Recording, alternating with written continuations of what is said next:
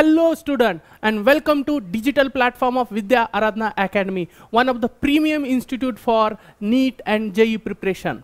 तो विद्यार्थी मित्रांनो, आज आपण ह्या PYQ सिरीजच्या सेशनमध्ये, PYQ सिरीज म्हणजे प्रीवियस इयर क्वेश्चन, म्हणजेच 2016 पासून ते 2020 पर्यंत 5 वर्षामध्ये नीटमध्ये ज्या ज्या टॉपिक्सवर क्वेश्चन विचारलेले गेलेले आहेत ते क्वेश्चन्स आपण ह्या सिरीजमध्ये काय करतोय, डिस्कस करतोय. आणि त्या सिरीजमध्ये आज मी तुमच्यासाठी घेऊन आलेले टॉपिक, आणि तो टॉपिक आहे chapter number 17 breathing and exchange of gases. तर हा आहे chapter number 17, that is breathing and exchange of gases. ह्या टॉपिकवर प्रीवियस इयरमध्ये 2016 ते 2020 पर्यंत जे प्रश्न विचारले गेलेले आहेत त्या प्रश्नांचं आपण डिस्कशन ह्या सेशनमध्ये करणार आहोत. तर हा सेशन काय करेल, तुमचा नीटचा प्रिपरेशनमध्ये बूस्टरचा रोल परफॉर्म करेल. त्याच्यामुळे तुमचा स्कोअर इन्क्रीज होईल आणि त्याच्यासाठीच ही सिरीज आम्ही तुमच्यासाठी घेऊन आलेलो आहोत. तर चला सुरू करूया. Breathing and exchange of gases ह्या टॉपिकमधले प्रीवियस इयर क्वेश्चन 2016 to 2020 पर्यंत. Okay, so see the first question जो की नीट 2020 मध्ये विचारले गेलेला आहे. What is the question? Question बघा, आपण रीड करूया.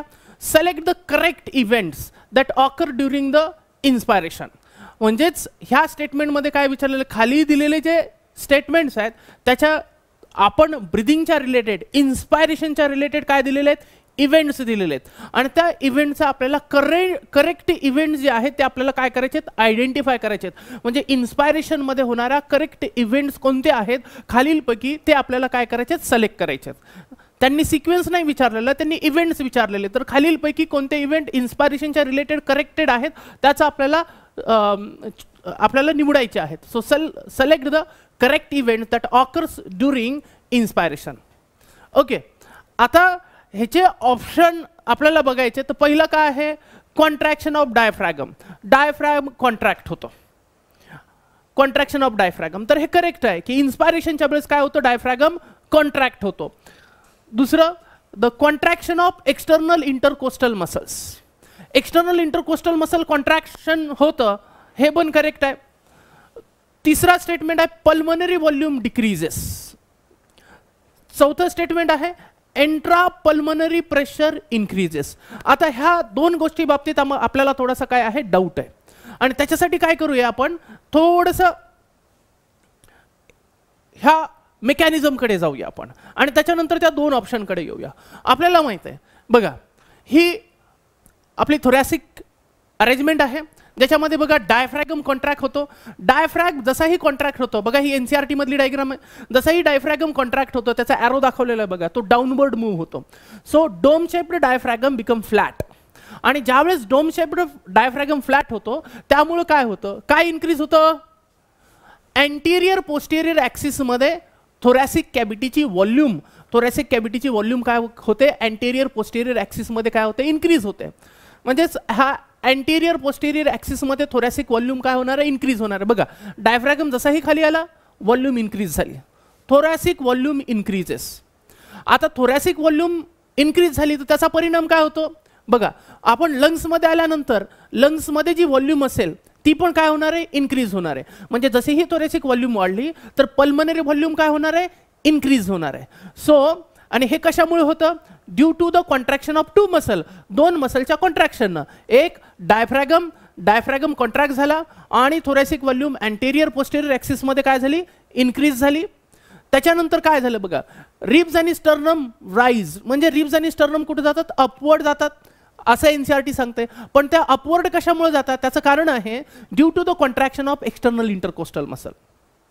म्हणजे ह्या इथं बघा हे रिब्स दाखवलेले आहेत, ह्या रिब्समध्ये जी मसल असते, rib muscle which is present between the rib that we called intercostal muscle. ज्यावेळेस इंटरकोस्टल मसलचं कॉन्ट्रॅक्शन होतं तर आपलं हे रिब्स आणि स्टर्नम बघा ब्रिदिंगच्या वेळेस काय होतं, हे रिब्स आणि स्टर्नम जे आहे ते वरती जातं. त्यामुळे काय होतं, it moves upward and outward. As it moves it increases the volume of thoracic cavity in which axis, dorso ventral axis. Dorsal आणि व्हेंट्रल. म्हणजेच एक्सटर्नल इंटरकोस्टल मसल जर कॉन्ट्रॅक्ट झाली तर ह्या डॉर्सो व्हेंट्रल ॲक्सिसमध्ये थोरॅसिक व्हॉल्यूम वाढते. डायफ्रॅगम contract झाला तर thoracic volume अँटिरियर posterior ॲक्सिसमध्ये वाढते. म्हणजे ओव्हरऑल थोरॅसिक व्हॉल्यूम इन्क्रीज होते. मग थोरॅसिक व्हॉल्यूम जर वाढली तर पल्मनरी व्हॉल्यूम इन्क्रीज होईल. आणि आपल्याला माहित आहे as a volume increases pressure decreases. मग ह्या लंग्समध्ये जे एअरचं प्रेशर असणार आहे ज्याला आपण पल्मनरी प्रेशर म्हणतो ते पल्मनरी प्रेशर काय होणार आहे, डिक्रीज होणार आहे. म्हणजेच पल्मनरी प्रेशर डिक्रीज होईल. म्हणजेच ह्या मेकॅनिझममध्ये आपल्याला असं कळालं की डायफ्रॅगमच्या कॉन्ट्रॅक्शनमुळं अँटिरियर पोस्टेरियर ॲक्सिसमध्ये थोरॅसिक व्हॉल्यूम वाढली. एक्सटर्नल इंटरकोस्टल मसलच्या कॉन्ट्रॅक्शनमुळं आपल्याला काय झालं, थोरॅसिक व्हॉल्यूम डॉर्सोव्हेंट्रल ॲक्सिसमध्ये काय झाली, इन्क्रीज झाली. म्हणजेच thoracic volume increases. Thoracic volume increase झाल्यामुळं पल्मनरी व्हॉल्यूम सुद्धा काय होते विद्यार्थी मित्रांनो, ती पण इन्क्रीज होते. आणि पल्मनरी व्हॉल्यूम इन्क्रीज जशी होते आपण सांगितलं as a volume increases pressure decreases. मग इंट्रा पल्मनरी प्रेशर कसं असेल, डिक्रीज असेल, राईट. आणि इंट्रा पल्मनरी प्रेशर कमी होतो कुणाच्या कंपॅरिझनमध्ये, ॲटमॉस्फिअरच्या कंपॅरिझनमध्ये. म्हणजेच लंग्समधलं प्रेशर हे ॲटमॉस्फिरिक एअर प्रेशरपेक्षा कमी असतं.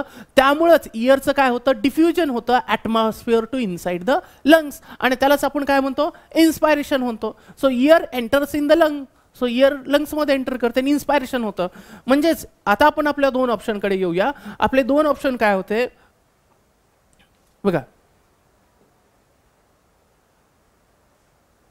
आपण याच्याकडे होतो की पल्मनरी व्हॉल्यूम डिक्रीजेस. तर आपण आताच सांगितलं की पल्मनरी व्हॉल्यूम डिक्रीज होते का, नाही. थोरॅसिक व्हॉल्यूम जर वाढली तर पल्मनरी व्हॉल्यूम पण इन्क्रीज होते. म्हणजे तिसरा ऑप्शन नाही. Fourth, intra pulmonary pressure decreases. Intra pulmonary pressure increases. आपण काय सांगितलं, जर थोरॅसिक व्हॉल्यूम वाढलं तर पल्मनरी व्हॉल्यूम वाढेल. आणि पल्मनरी व्हॉल्यूम वाढल्यामुळं as volume increases pressure decreases. तर एंट्रा पल्मनरी प्रेशर काय झालं पाहिजे, डिक्रीज झालं पाहिजे. इथं इन्क्रीज दिलेलं आहे. म्हणजे हे 3 आणि 4 स्टेटमेंट करेक्ट नाही. म्हणजे याचं उत्तर काय येईल विद्यार्थी मित्रांनो, याचं उत्तर असेल, याचा आन्सर असेल विच वन बघा. करेक्ट कॉम्बिनेशन कोणतं असेल.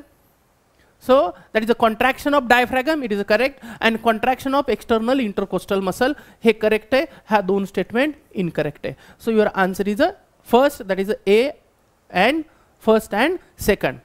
आलं लक्षामध्ये. Okay, next question. पुढचा क्वेश्चन घेऊया आपण.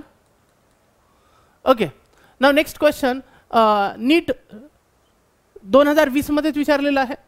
काय दिलेलं आहे, identify the wrong statement with reference to the transport of oxygen. म्हणजे खालीलपैकी स्टेटमेंट एक ट्रान्सपोर्ट ऑफ ऑक्सिजनच्या रिलेटेड आहे, राईट. आणि ह्या दिलेल्या ज्या स्टेटमेंट्स आहेत त्याच्यापैकी आपल्याला काय आयडेंटिफाय करायची, रॉंग स्टेटमेंट आयडेंटिफाय करायची.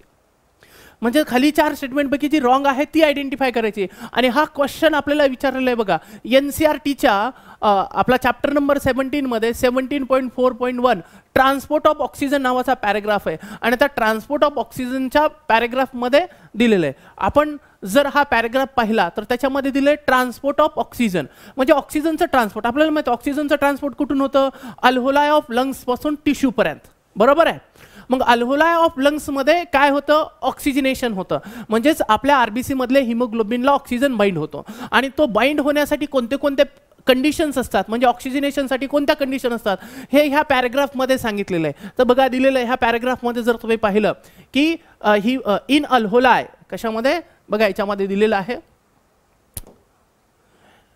In alveoli where there is a high partial pressure of oxygen. ऑक्सिजनचं पार्शियल प्रेशर जास्त असतं, कार्बन डायऑक्साईडचं पार्शियल प्रेशर कमी असतं, lesser H+ concentration, lesser temperature. म्हणजे CO2 H+ आणि टेम्परेचर कमी असणार आहे आणि पार्शियल प्रेशर ऑफ ऑक्सिजन जास्त असणार आहे. The factors are all are favourable for formation of oxyhaemoglobin. हे ऑक्सिहिमोग्लोबिनसाठी फेवरेबल आहे, म्हणजे ऑक्सिजनच्या बाइंडिंगसाठी फेवरेबल आहे. म्हणजे हे आपल्याला समजलं. ह्या पॅराग्राफच्या रिलेटेड, ह्या 4 सेंटेन्सच्या रिलेटेड हा क्वेश्चन 2020 मध्ये विचारलेला आहे. तर बघा, आयडेंटिफाय द रॉंग स्टेटमेंट. आता आपल्याला रॉंग स्टेटमेंट आयडेंटिफाय करायचे सांगितलेले. Binding of oxygen with haemoglobin is mainly related to the partial pressure of oxygen.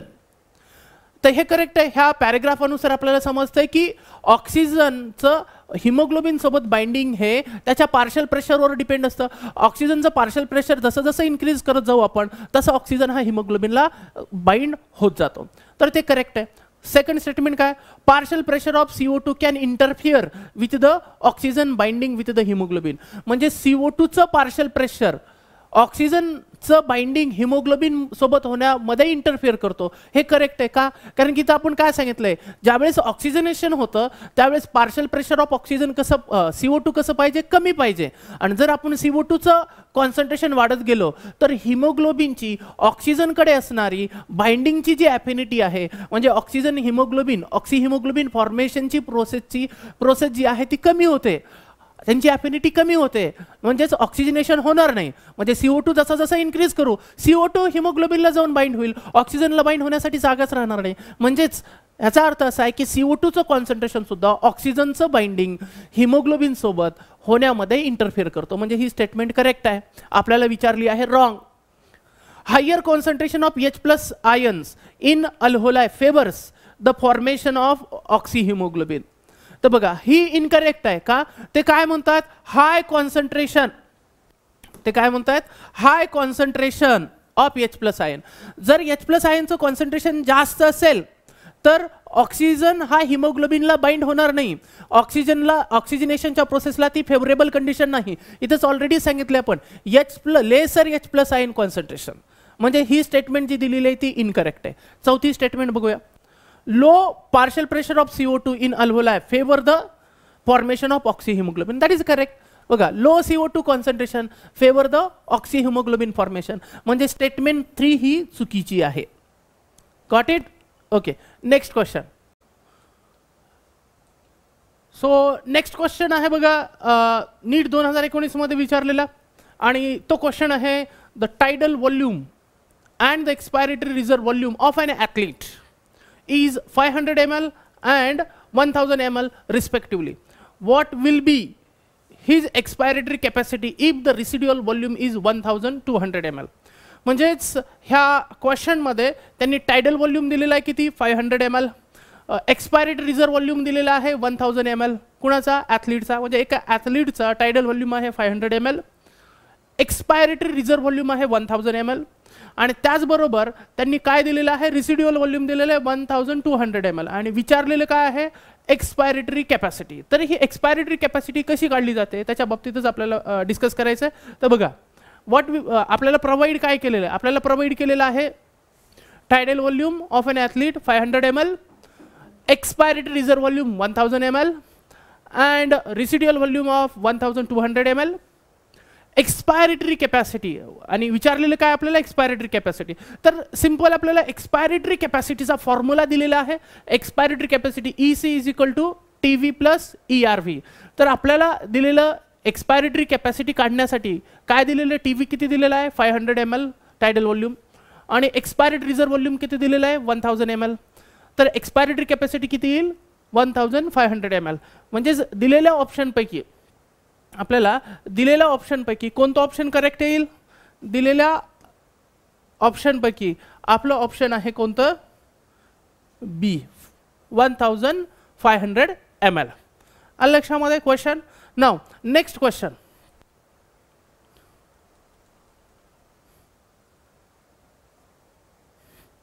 Next question आहे 2018च्या नीट एक्झाम मध्ये विचारलेला.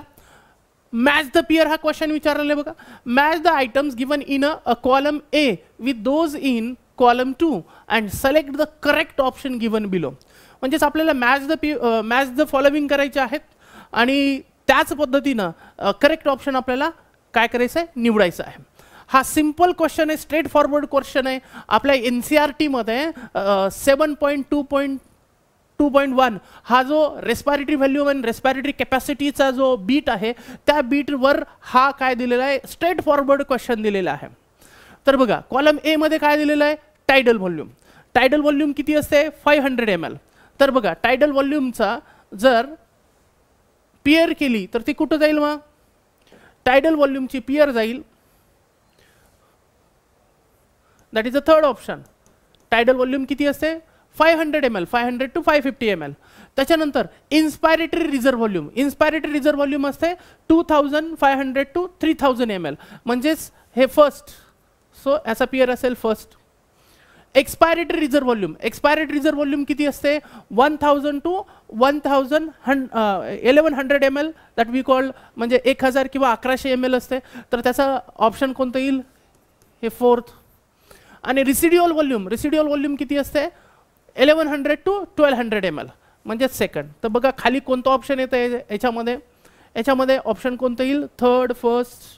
So it will be the second option, it will be the B option. लक्षामध्ये straight forward simple question आहे, पाठांतराचा प्रश्न होता हा match the पिअरमध्ये. So answer will be the B. The next question आहे 2018 मध्ये नीटच्या एक्झाममध्ये विचारलेला क्वेश्चन आहे, which of the following is a occupational respiratory disease. आता याच्यामध्ये बघा एक टर्म वापरलेली आहे, ती टर्म कोणती आहे, occupational disease, occupational respiratory disorder. तर खालील दिलेल्यापैकी अँथ्रेक्स, बोटलिझम, सिल्कोसिस और व्हॉट वी कॉल एम्फेसिमा, ह्या डिसीजेसपैकी खालील दिलेल्या आजारांपैकी डिसऑर्डर्सपैकी कोणता डिसऑर्डर हा ऑक्युपेशनल रेस्पायरेटरी डिसीज आहे. आणि हा क्वेश्चन आपल्या NCERT मधल्या 17.6 डिसऑर्डर ऑफ रेस्पायरेटरी सिस्टीम ह्या पॅरेग्राफवरचा क्वेश्चन विचारलेला आहे. आता आपल्याला हे समजणं गरजेचं आहे की ऑक्युपेशनल डिसऑर्डर्स काय आहेत. बघा हे सगळे रेस्पायरेटरी सिस्टीमच्या रिलेटेड आहेत, पण त्याच्यापैकी काही जे आहेत ऑक्युपेशनल म्हणजे काय, ऑक्युपेशनल म्हणजे काय, आपला व्यवसाय करत असताना, व्यवसायाच्या ठिकाणी, आपल्या कामाच्या ठिकाणी काम करत असताना आपल्याला काही डस्ट वगैरे एक्सपोज जर झाली आणि त्याच्यामुळे आपल्याला रेस्पायरेटरी सिस्टीमच्या रिलेटेड जे डिसऑर्डर्स होतात त्या डिसऑर्डरला आपण काय म्हणतो, ऑक्युपेशनल रेस्पायरेटरी डिसऑर्डर. तर याच्यापैकी बघा अँथ्रॅक्सिस आणि botulism, these two disorder are caused due to the bacteria. हे तर कशाने आहेत, बॅक्टेरियानं. तर कोणत्या बॅक्टेरियानं होतात, तर बघा बॅसिलिस अँथ्रॅसिस ही जी बॅक्टेरिया असते एंटायर एन्व्हायरमेंटमध्ये असते, आणि ह्या एन्व्हायरमेंटमधली बॅक्टेरिया जर आपल्या कॉन्टॅक्टमध्ये आली, आपल्याला जर इन्फेक्शन झालं तर त्याच्यामुळे अँथ्रॅसिस होतं. दुसरं आहे बघा bacteria that is clostridium botulinum. Clostridium botulinum, this bacteria causes the botulism what we call the disease. म्हणजे ही बॅक्टेरियल आहे एन्व्हायरमेंटमध्ये असणारी, म्हणजे ती त्याचा एक्सपोजर कुणालाही होऊ शकतं, म्हणजे काम करणाऱ्याला पण आणि काम न करणाऱ्याला पण, कामाच्या ठिकाणी पण आणि काम जिथं आपला हाऊस असतं, रिलॅक्स असतं आपण त्या ठिकाणी. म्हणजे ह्या दोन्ही डिसऑर्डरचं इन्फेक्शन आपल्याला कोणत्याही ठिकाणी होऊ शकतं. त्याच्यानंतर बघा पुढचा आहे सिल्कोसिस. सिल्कोसिस हा आजार जो आहे तो फक्त माइन्समध्ये होतो, माइन्समध्ये. म्हणजेच आपल्या NCERT मध्ये ती स्टेटमेंट दिलेली बघा ऑक्युपेशनल रेस्पायरेटरी डिसीजमध्ये. तर ती काय स्टेटमेंट दिलेली बघा, त्यासाठीच आपण हिंट घेतलेली आहे. ह्या ठिकाणी बघा तुम्ही पाहू शकतात, in certain industries specially those involving the grinding and stone breaking, म्हणजे ग्राइंडिंगचं काम करणारे, स्टोन ब्रेकिंगचं काम करणारे जे लोक असतात, so much of dust is produced that the defence mechanism of body cannot fully cope up with the situation. Right, म्हणजेच की आता बघा हा पर्सन जो आहे तो काय करतोय, ग्राइंडिंगचं काम करतोय, कटिंगचं काम करतोय. बघा फरशी बनवणं, शेवटी फरशी असेल, फ्लोरिंग असेल, हे दगडापासून बनवलेले असतात. मग त्याला कट करताना त्याच्यामधून धूळ निघत असते. सिमेंट इंडस्ट्रीमध्ये, माइन्समध्ये, खाणीमध्ये काम करत असताना सो मच ऑफ डस्ट निघते, आणि ती डस्ट इनहेल केल्यामुळं, कंटिन्युअस एक्सपोजर झाल्यामुळं सिल्कोसिस डिसऑर्डर होते. म्हणजेच हा पर्सन त्याच्या कामाच्या ठिकाणी जास्त एक्सपोजर होतोय म्हणून त्याला डिसऑर्डर होते. म्हणजे सिल्कोसिस हा काय आहे, ऑक्युपेशनल लंग्स डिसीज आहे. पुढे दिलेला आहे बघा emphysema. Emphysema disorder is caused due to the cigarette smoking. Main reason जे आहे एम्फेसिमाचं की सिगारेट स्मोकिंग केल्यामुळं काय होतं, अल्व्होलाई डॅमेज होतात. अल्व्होलाई डॅमेज झाल्यामुळे त्या परमनंटली डॅमेज होतात आणि रेस्पायरेटरी सरफेस काय होतो, रिड्यूस होतो. म्हणजे एम्फेसिमामध्ये रेस्पायरेटरी सरफेस रिड्यूस होतो. रिड्यूस का होतं, कारण की अल्व्होलाई परमनंटली डॅमेज झालेले असतात, आणि त्या परमनंटली डॅमेज, डिस्ट्रक्शन ऑफ अल्व्होलाई, म्हणजे रेस्पायरेटरी सरफेस डिक्रीज होतो. रेस्पायरेटरी सरफेस डिक्रीज का होतो, कारण की अल्व्होलायचं डिस्ट्रक्शन होतं. अल्व्होलायचं डिस्ट्रक्शन होण्याचं रिझन काय आहे, cigarette smoking. Main reason is cigarette smoking. म्हणजेच सिगारेट मग कुठेही कामाच्या ठिकाणी पण करू शकतो पर्सन आणि घरी पण करू शकतो. पण म्हणजेच मग एम्फेसिमा असेल, बोटानिलिझम असेल किंवा अँथ्रॅसिस असेल, हे आजार कोणत्याही पर्सनला कुठेही होऊ शकतात. पण जो आजार कामाच्या ठिकाणी होतो, काम करत होताना असतो, तो म्हणजे कोणता, सिल्कोसिस. म्हणून आपल्या क्वेश्चनचा आन्सर काय असणार आहे बघा, आपल्याला जो क्वेश्चन विचारलेला आहे, which of the following is an occupational respiratory disease. So its answer will be the, त्याचा आन्सर काय असेल, its answer will be silicosis, right. बघा, सो हा जो सिलिकॉनमुळे होणारा, राईट, जो डिसऑर्डर आहे, so option will be C. Now next पुढचा क्वेश्चन घेऊ आपण. ओके, पुढचा क्वेश्चन आहे नीट 2018 मध्ये विचारलेला प्रश्न आहे. Which of the following option correctly represent the lungs condition in asthma and emphysema. बघा आता इम्फेसिमा तर आपण आताच पाहिलं. आता कोणती डिसऑर्डर? अस्थमा. हा रेस्पिरेटरी डिसऑर्डर, रेस्पिरेटरी जो आहे, सॉरी, रेस्पिरेटरी डिसऑर्डरच्या रिलेटेड क्वेश्चन आहे. तर याच्यामध्ये काय होतं बघा, asthma is allergic condition. Asthma काय आहे? ॲलर्जी आहे. आणि त्याच्यामध्ये काय होतं? ब्रॉन्काय आणि ब्रॉन्क्युअलचं इन्फ्लामेशन होतं. सो इन्फ्लामेशन ऑफ ब्रॉन्काय आणि bronchial is called the asthma. Asthma is allergic disease, हे आपल्याला माहीत आहे.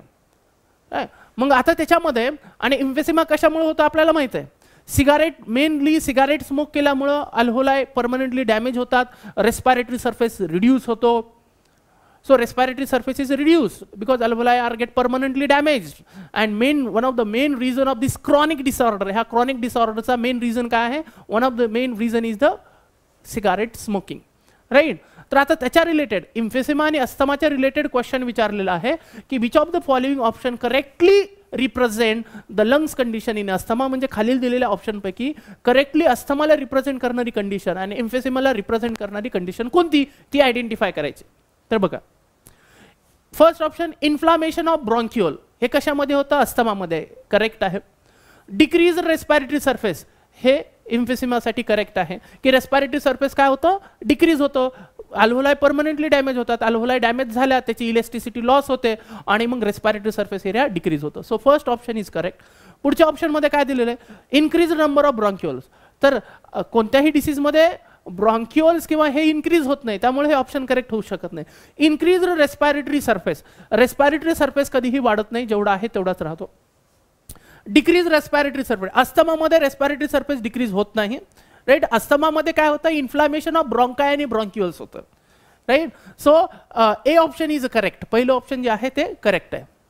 त्याच्यानंतर नीट 2017 मध्ये विचारलेला प्रश्न, काय प्रश्न आहे बघा. Lungs are made up of air filled sacs. ठीक आहे, की लंग्स कशाने बनलेलं असतं? एअर फिल्ड सॅक्सनं बनलेलं असतं, that we called alveoli. They do not collapse. Alveoli collapse होत नाही even after the forceful expiration.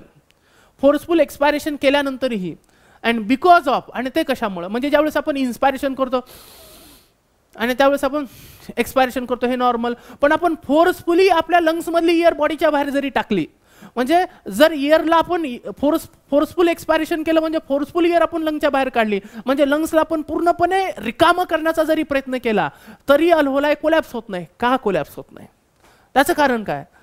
तर ते कशामुळे? इन्स्पायरेट रिझर्व्ह व्हॉल्यूम. तर ते इन्स्पायरेट रिझर्व्ह व्हॉल्यूमचा प्रश्नच येत नाही. टायडल व्हॉल्यूमचा तर प्रश्नच येत नाही, right. Expiratory reserve volume, expiratory reserve volume म्हणजेच एक्सपायरेशनमध्ये ती व्हॉल्यूम आपण बाहेर टाकलेली. म्हणजे आपण ह्या ठिकाणी कशाच्या बाबतीमध्ये बोलतोय? एक्सपायरेशनच्या बाबतीत. तर इन्स्पायरेट रिझर्व्ह व्हॉल्यूमचा प्रश्न नाही, टायडल व्हॉल्यूमचा प्रश्न नाही, ती रिलॅक्स कंडिशनची कंडिशन आहे. आणि एक्सपायरेट रिझर्व्ह व्हॉल्यूम, पण एक्सपायरेट रिझर्व्ह व्हॉल्यूम आपण एक्सपायरेशन झाल्यानंतरही लंग्स कोलॅप्स नाही असं म्हणतोय, म्हणजे हे ऑप्शन होत नाही. रिजिड्युअल व्हॉल्यूम, हे कशामुळे पॉसिबल आहे? Residual volume, that is a correct. म्हणजे ज्यावेळेस आपण इन्स्पायरेशन करतो, किती इयर घेतो? 2000 ते 3000 ml इयर आपण बॉडीमध्ये घेतो. आणि ज्यावेळेस आपण एक्सपायरेशन करतो, फोर्सफुल एक्सपायरेशन बोलतोय आपण, तर जवळपास 1000 ते 1100 ml इयर आपण बॉडीच्या बाहेर रिलीज करतो. म्हणजेच येणाऱ्या इयरचा व्हॉल्यूम जास्त आहे आणि जाणाऱ्या इयरचे व्हॉल्यूम कमी आहे. मग दोघांचं जर मायनस केलं तर काही व्हॉल्यूम जी आपल्या लंग्समध्ये राहते त्याला आपण रिसिड्युअल व्हॉल्यूम म्हणतो. आणि त्या रिसिड्युअल व्हॉल्यूममुळं अल्व्होलायच्या बॅग असतात नेहमी फुगलेल्या असतात, आणि अल्व्होलाई त्या फुगलेल्या असल्यामुळे लंग्स कोलॅप्स होत नाही, अल्व्होलाई कोलॅप्स होत नाही. So correct answer is the residual volume. Okay, now next same question आहे, सेम कन्सेप्टवर क्वेश्चन आहे. नीट 2016 मध्ये सेकंड फेज मध्ये विचारलेला क्वेश्चन. तर बघा, lungs do not collapse between the breaths. आता इथं क्वेश्चन थोडासा ट्विस्ट केलेला आहे. 2 ब्रीथ मधला म्हणतोय, म्हणजे आपली ब्रीथिंग सायकल असते, एक इन्स्पायरेशन एक एक्सपायरेशन, वन ब्रीदिंग सायकल. तर एक ब्रीदिंग सायकल आणि दुसरी ब्रीदिंग सायकल म्हणजे दोन ब्रीथमध्ये, दोन ब्रीथमधला जो पिरियड असतो त्या पिरियडमध्ये लंग्स कोलॅप्स होत नाही असं ह्या स्टेटमेंटचं म्हणणं आहे. Lungs do not collapse between the breaths and some air always remain in the lungs. जे आताच आपण प्रिव्हियस क्वेश्चनमध्ये पाहिलं रिसिडियल व्हॉल्यूम, रिसिडियल व्हॉल्यूम राहते आणि त्या व्हॉल्यूममुळं लंग्स काय होत नाही, अल्व्होलाई कोलॅप्स होत नाही. हे पहिलं तर आपल्याला माहीतच आहे. दुसरं, which can never be expelled because, आणि हे रिसिड्युअल व्हॉल्यूम आपण कधीही बाहेर टाकू शकत नाही.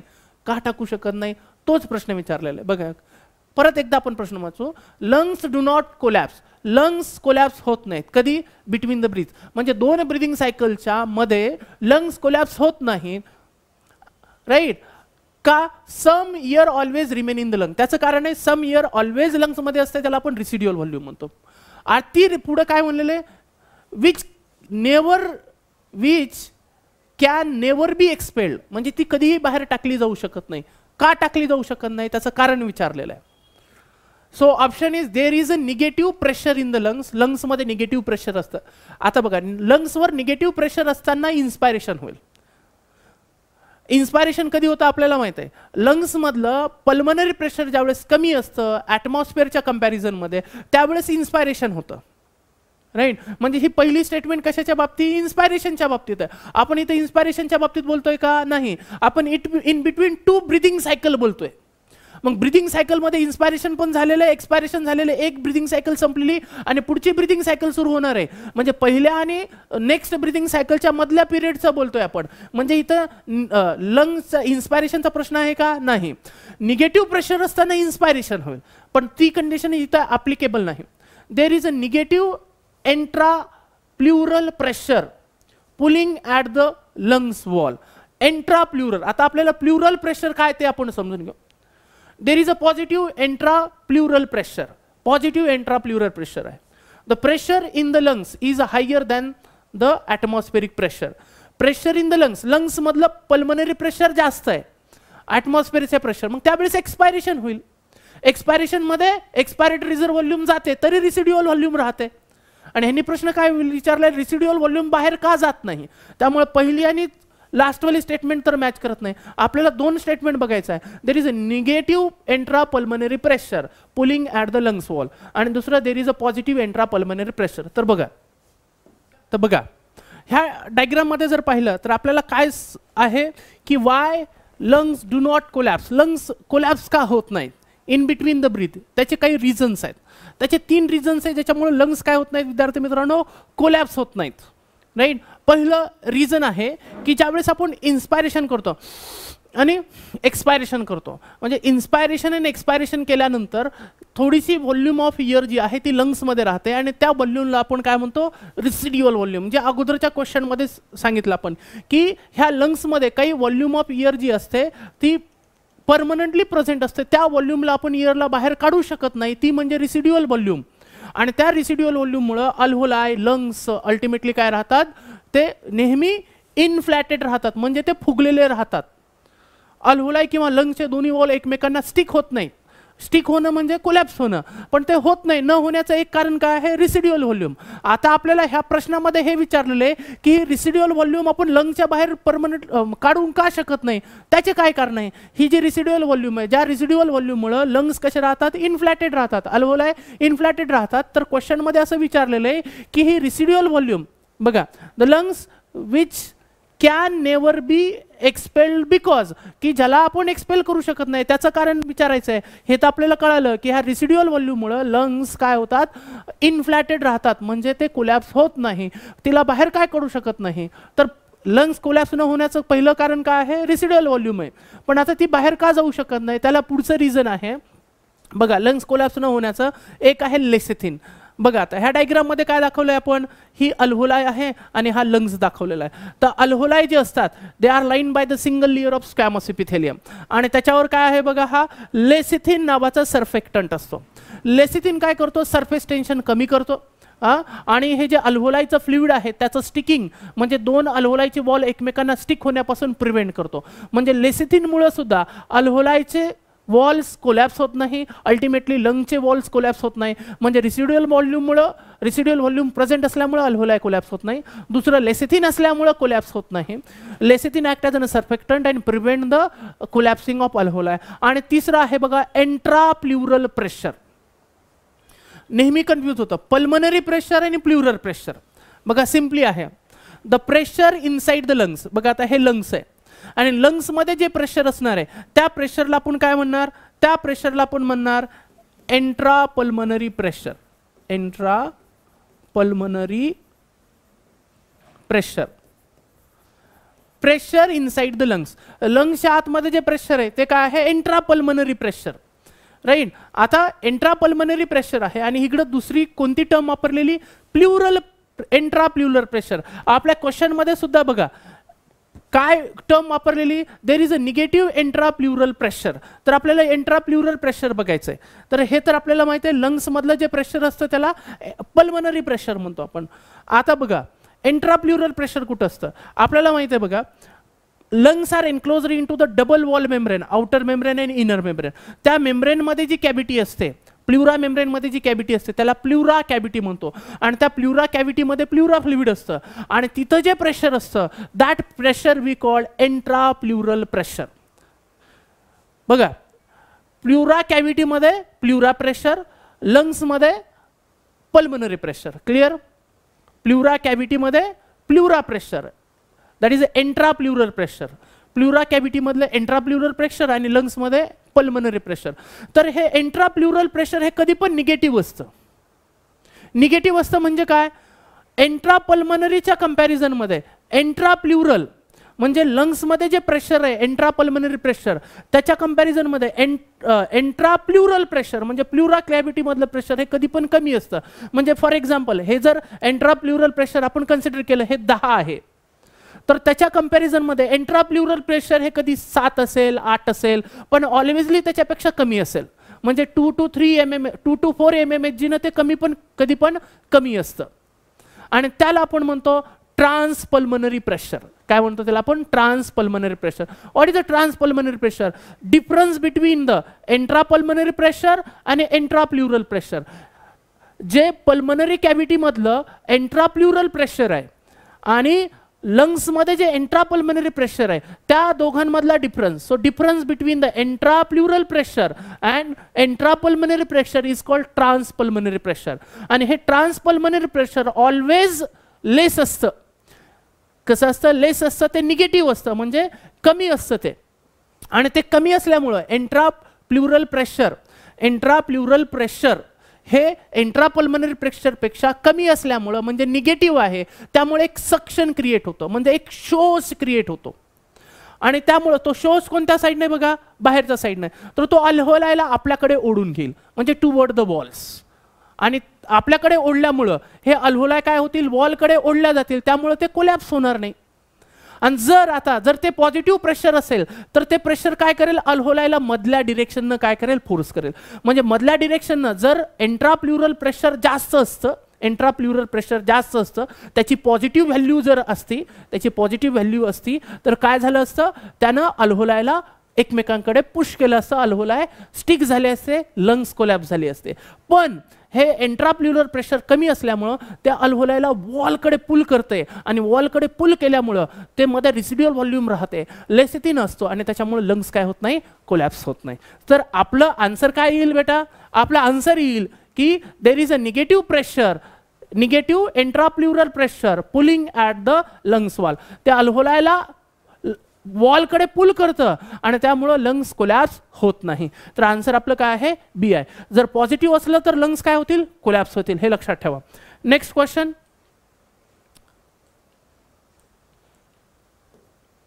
बघा नेक्स्ट क्वेश्चन आहे नीट 2016च्या सेकंड फेज मध्ये विचारलेला क्वेश्चन आहे की the partial pressure of, question वाचू आपण, the partial pressure of oxygen in alveoli of lungs alveoli of लंग्समध्ये जे पार्शल प्रेशर असतं ते कसं असतं? So partial pressure of oxygen in the alveoli of lungs is, आता किती पार्शल प्रेशर आहे, कसं पार्शल प्रेशर आहे, हा NCERT मधला डायरेक्ट क्वेश्चन आहे बघा. हा क्वेश्चन आहे NCERT मध्ये, टेबल आहे, टेबल 17.1 वर, आणि त्या टेबलमध्ये दिलेले पार्शल प्रेशर ऑफ ऑक्सिजन आणि CO2 कुठं एअरमध्ये किती असतं, अल्व्होलायमध्ये किती असतं, ब्लडमध्ये किती असतं, टिश्यूमध्ये किती असतं, ते सगळं त्याच्यामध्ये काय केलेलं आहे, एक्सप्लेन केलेलं आहे. तर बघा, what is the statement? The equal to that in the blood, म्हणजेच पार्शल प्रेशर ऑफ ऑक्सिजन जे अल्व्होलायमध्ये असतं ते कसं आहे, जितकं ब्लडमध्ये असतं तितकं कशामध्ये असतं, अल्व्होलायमध्ये. तसं असेल तर ऑक्सिजनचं डिफ्युजन ब्लडमध्ये होईल का? नाही. इथं टेबलमध्ये दाखवतंय बघा, अल्व्होलायमध्ये पार्शल प्रेशर ऑफ ऑक्सिजन किती आहे, 104 mmHg, आणि ब्लडमध्ये किती आहे, 40 आहे. म्हणजे पहिली स्टेटमेंट कशी आहे, इनकरेक्ट आहे. It is more than that in the blood, म्हणजे ब्लडपेक्षा अल्व्होलायमध्ये जास्त आहे. तर ब्लडमध्ये 40 आहे आणि अल्व्होलायमध्ये किती आहे, अल्व्होलायमध्ये 104 आहे, म्हणजे अल्व्होलायमध्ये जास्त आहे. It is more than that of the blood, ब्लडपेक्षा जास्त आहे. तर सेकंड स्टेटमेंट करेक्ट आहे. It is a less than the blood, ब्लडपेक्षा कमी नसतं तर ते जास्त असतं. Less than that of the carbon dioxide, carbon dioxide बघा, आता कार्बन डायऑक्साईडचं तर 40 आहे, 45 आहे, म्हणजे ऑलवेज कार्बन डायऑक्साईडचं कंपॅरिझन होऊ शकत नाही. So second option is correct. So the partial pressure of oxygen in the alveoli of lungs is more than that than in the blood, ब्लडपेक्षा अल्व्होलायमध्ये जास्त आहे. नेक्स्ट क्वेश्चन, 2016च्या फेज 1 मध्ये विचारलेला प्रश्न आहे बघा.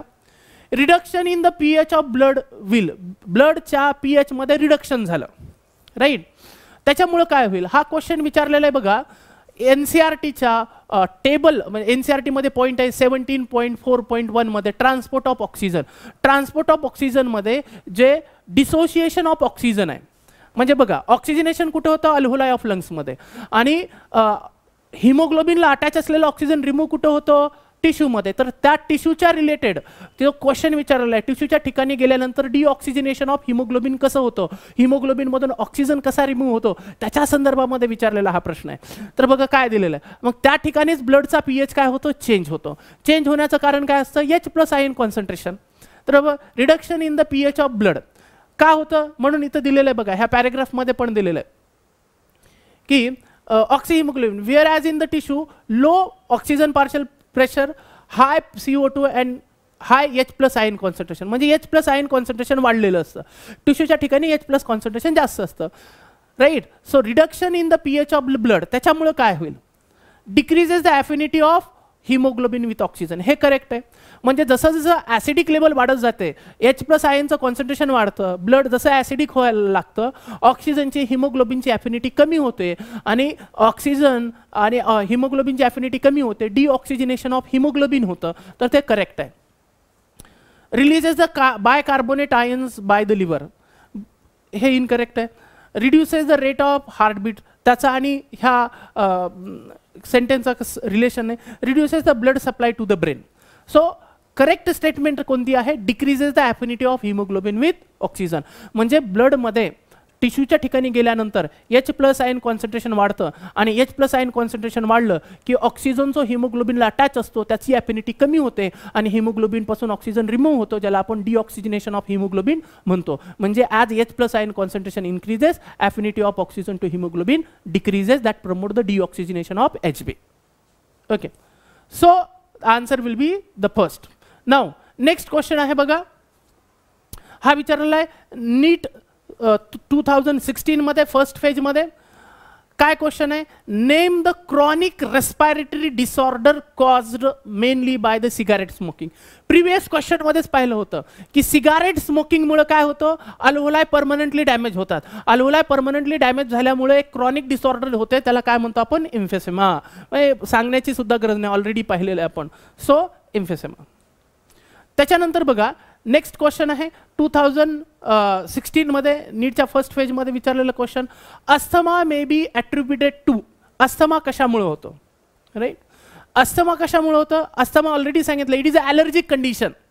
ऑलरेडी आपण सांगितलं अस्थमा इज ॲलर्जी, ज्याच्यामध्ये ब्रॉन्काय आणि ब्रॉन्क्युअलचं काय होतं, इन्फ्लामेशन होतं, right. So what is option, inflammation of trachea, नाही, ब्रॉन्काय आणि ब्रॉन्क्युअलचं इन्फ्लामेशन होतं.